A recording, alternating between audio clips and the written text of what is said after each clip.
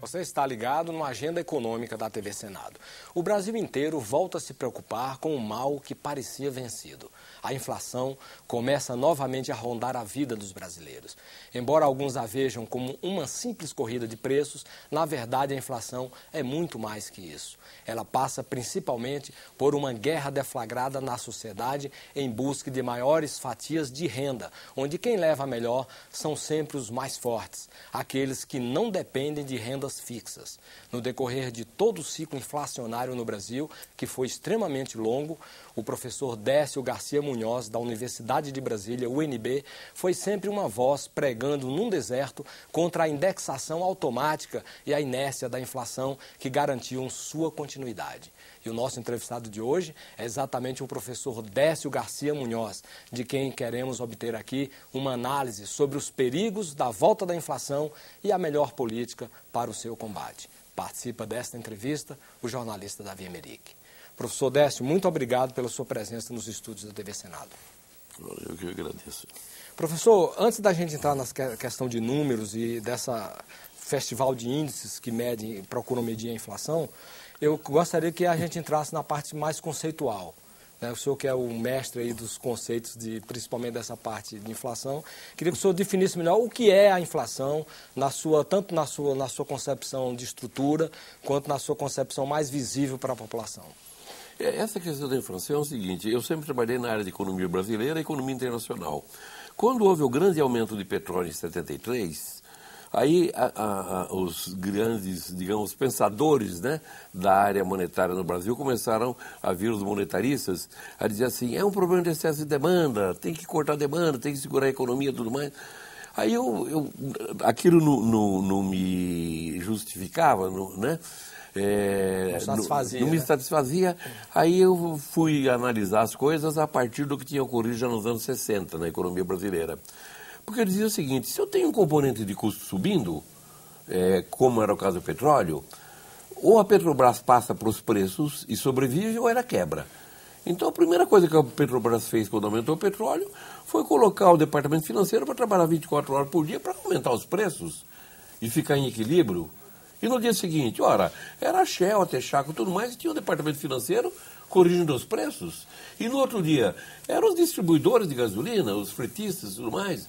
E depois, os postos de gasolina. Quando completou o ciclo, o que aconteceu? Todo mundo soltando rojão, porque tinha resolvido o problema do repasse. Aí você chega como assalariado no posto para pôr gasolina, descobre que aumentou o preço. Você vira para o seu patrão e fala assim: me aumenta o salário porque aumentou o preço. Ele fala: espera um pouquinho. Nós temos um contrato aí, vai vencer daqui a tantos anos, daqui 6 meses, 1 ano, tudo mais. Então você espera. Conclusão: aumentou o preço, os árabes ficaram satisfeitos, a Petrobras não quebrou, ninguém quebrou, e eu perdi. Ora, subiu o preço da gasolina. Depois de 1 ano, não sei o quê, eu aumentei meu salário e fiquei muito satisfeito, mas já tinha perdido durante 1 ano. Durante 1 ano. Então o que o sistema fez? Ele fez com que eu perdesse entre 2 reajustamentos aquela renda que havia sido ganha, nesse caso, pelos árabes. Então eu comecei a escrever e publiquei pela Universidade de Brasília, já em 77, os primeiros artigos, pela Universidade de São Paulo em 79 e depois mais, dizendo o seguinte: quando você tem um componente de custo assim, que pode ser aumento de impostos, aumento de juros, aumento do lucro de um setor oligopolista, o que acontece? O PIB do país é finito. O PIB é renda. Quando você tem um copo assim, esse copo representa uma parte salário, uma parte imposto, uma parte juros, uma parte lucro. O copo. E o que é o PIB? São milhões de copos, de cadeiras, de camisas, tudo mais. Então, veja bem, o que acontece aqui, quando eu tenho uma quantidade de bens produzidos e alguém aumenta a sua faixa aqui, o imposto, o lucro, os juros, alguma faixa tem que diminuir. E diminui de quem? A inflação não é nenhuma coisa perversa, não é a geni, digamos, não. Ela é apenas um mecanismo. De ajuste. Quando você aumenta, alguém tem que perder. Aumentou o imposto, aumenta o preço. E o copo não aumenta, né? O copo não aumenta, porque é quantidade física de bens e serviços. Você não pode dar resposta de imediato, como assalariado. Né? Tem que esperar 6 meses, 12 meses, né? Que é o normal. E você perde entre 2 tempos, ainda que você consiga reajustamento anual. E o sistema o que fala? Fala, olha, está tudo ótimo, estou com uma inflação de 15% ao ano, e com isso o governo está com mais impostos, está mais satisfeito, você está perdendo com a inflação, você não tem como reagir contra isso, porque você é frágil no sistema. Quem vive do trabalho, 40% da renda do país, não tem como reagir. E os outros 60% reage. Reage ao governo? Claro, a indexação do governo é automática, né?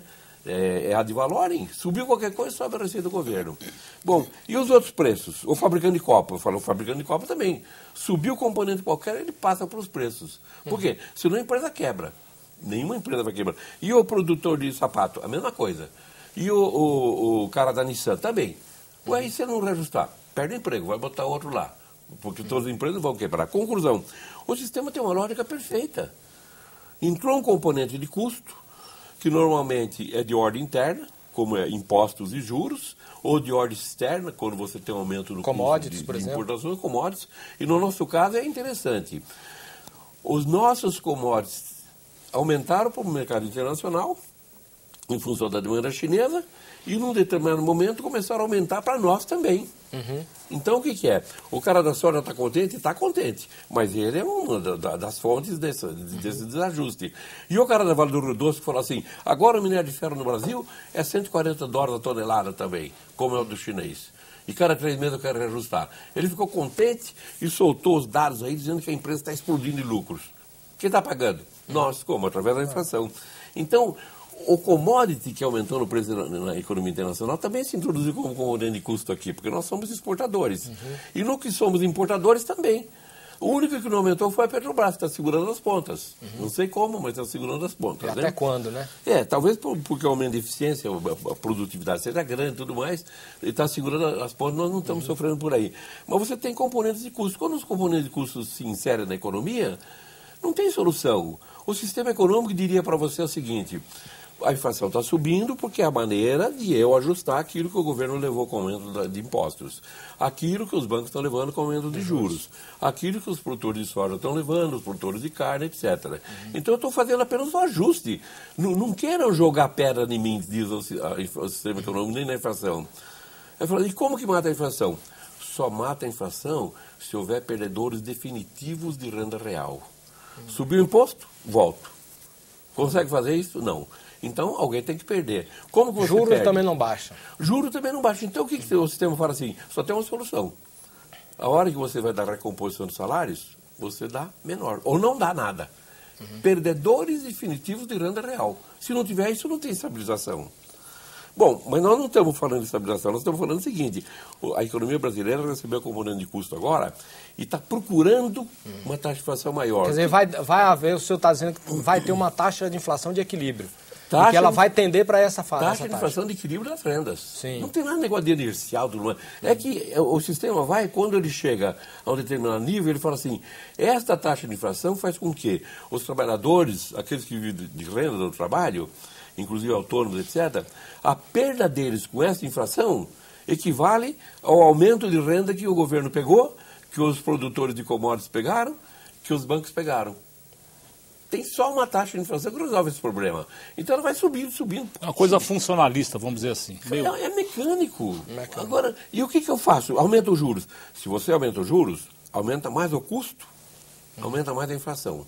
Aí o que falam os monetaristas? Não, eu aumentei pouco os juros, vou aumentar mais ainda. Para inibir a demanda. Aí chega num ponto de desorganização da economia, que para a economia, em que o trabalhador não tem como reivindicar a reposição do salário, entendeu? E perde.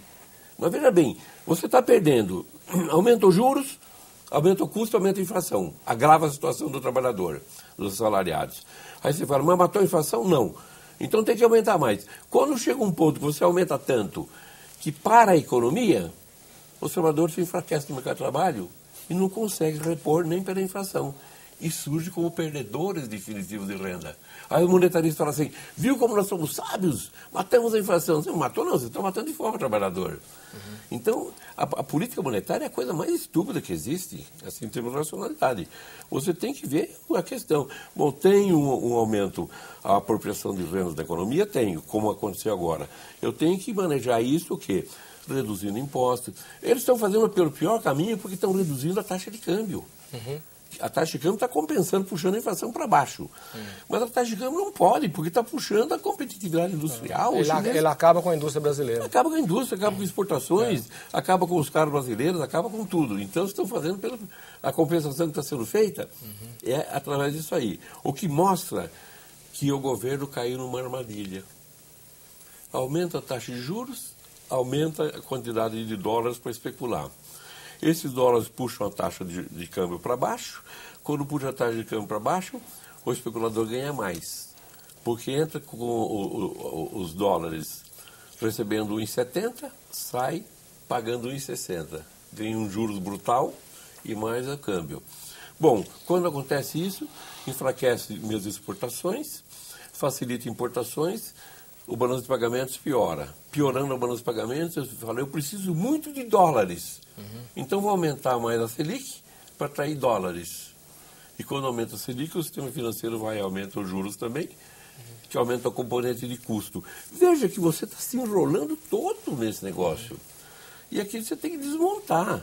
Eu tenho que tirar componentes de custo e não colocar componente de custo. Professor,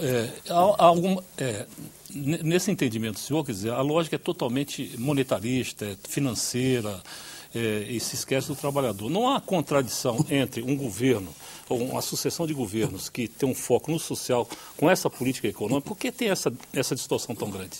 Não, veja bem, a história não é uma história simples, né?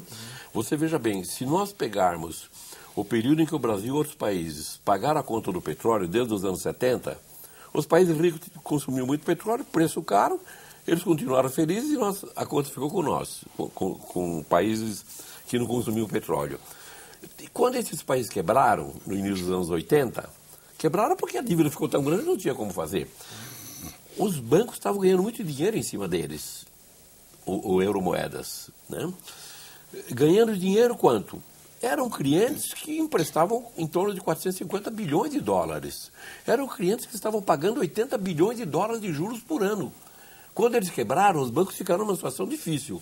Aí veio a desregulamentação financeira na Europa, que permitiu que os bancos falassem, se eu não posso emprestar para a economia real, porque a economia real não tem tamanho nisso no mundo, se eu não posso emprestar para os devedores que são países, como o Brasil, etc., porque eles quebraram, o que eu tenho que fazer? Tem que desregulamentar para entrar na especulação.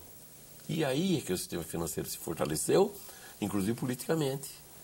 Foi aí que você, ao criar o euro, com o Tratado de Maastricht, você colocou o seguinte, metas de inflação, que você colocou naquele momento, os tais critérios de convergência, e metas de limite para os déficits públicos. E foi aí que você veio textualmente dizendo o seguinte, é o retorno do laissez-faire, é o retorno do liberalismo. Por quê? Porque os governos não sabem governar. E o que tem que fazer? Os bancos centrais têm que assumir o poder de decisão, tem que ser independentes. Os anos 90 foram isso. Quando o Brasil entrou nesse jogo, ele entrou nisso. O que aconteceu? O fortalecimento político. A partir daí, sabe o que aconteceu? Respondendo a sua questão, toda a discussão econômica é feita, fundamentalmente, essencialmente, pelos representantes do sistema financeiro. Entendeu? O Banco Central houve naquela pesquisa Focus, houve 200 caras do sistema financeiro. Mas não ligam, funciona. Os jornais só abrem lá para ver o que os caras estão falando. Então, veja bem, você criou uma ideologia para atender esses interesses dos bancos, soltou o mercado de derivativos. O mercado de derivativos está em torno de 600 trilhões de dólares de operações. No mundo, né? No mundo. E com a crise ele caiu e subiu outra vez, entendeu? Então você soltou a fera para especular. Agora, é um poder muito grande. Veja o governo brasileiro com essa história de Selic e tudo mais. Quanto nós pagamos de encargos financeiros da dívida na década passada? Pura e simplesmente $1 trilhão. $1 trilhão de encargos financeiros que você pagou ou você incorporou com novos títulos, com novas dívidas. E não estou considerando os títulos que você emitiu para dar Ao BNDES, não os 200 bilhões. E não estou considerando os títulos que você emitiu para aumentar o encaixe no Banco Central, porque se tem um encaixe pequeno, tem encaixe grande. Você tira o encaixe, aumenta o encaixe do Tesouro no Banco Central, que o Tesouro tem quase 400 bilhões de reais de caixa, né? Tinha 80 bilhões no início da década.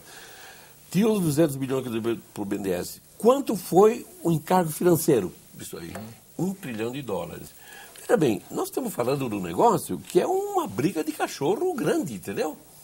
É por isso que o sistema adquiriu uma musculatura para ter o poder político de intervir, de colocar os políticos à margem das discussões, das decisões. Agora, infelizmente, o que acontece? Bom, e se a China fosse assim? Se a China fosse assim, ela seria hoje menor do que Singapura. Entendeu? Claro. A China está em outra história, não está se apegando a essas questões, impediu, entendeu? Até pelas próprias razões históricas, não houve como você chegar ali. Agora a Europa, você matou a Europa? Matou. Porque tudo que você faz, a inflação não pode empinar. Se empinar, o euro balança, que o euro é inviável, como moeda única é inviável, porque os países têm que ter a mesma estrutura econômica, a mesma estrutura de custo, o mesmo isso. São países muito diferentes, tem uma estrutura econômica. Se liquidou com a Europa. Então, veja bem, a Europa foi nisso, serviu de berço à especulação financeira, esse fortalecimento dos bancos e tal. Os Estados Unidos, com os negócios imobiliários, entraram nessa história também, né? Foram incapazes de enfrentar o problema da crise também, porque a visão é assim. Então, essa visão, esse pensamento monetário, abstrato, entendeu? Em parte, ele é fato da incapacidade de pensar o mundo real, só se pensa o mundo virtual. Mas, em parte, é isso. O Brasil está gastando 250 bilhões de reais de juros. 250 bilhões de reais dá 160, mais ou menos, bilhões de dólares. Agora você está gastando por ano. Por ano. Por ano. Então, veja bem, é uma massa de interesses, entendeu? Em que, há pouco tempo, um ex-presidente falou uma coisa que a gente sabe. Mexer com isso aí, nem presidente fica de pé. Não fica. Esse que é o problema. Só que chegou um momento crucial. Interessa aos bancos você acabar com a economia? Interessa ao partido político? Interessa a quem? Você pegar a economia brasileira, por exemplo, e impedir que cresça. Aí fica, nas academias, fica assim, o pessoal, não, porque o produto potencial, se crescer mais do que tanto vai acontecer, tal. Pô, mas que coisa, será que as pessoas passaram anos estudando em escolas americanas para querer transformar o mundo real num mundo de ficção, né? Mas é isso que acontece. Aí que vem o negócio. Mas eles são tão despreparados? Não. É que nessa altura entra o interesse. Professores que tinham uma visão muito diferente, progressistas, que viraram diretores de banco. E banqueiros também. Banqueiros. No próximo bloco, os índices de inflação. Aguarde.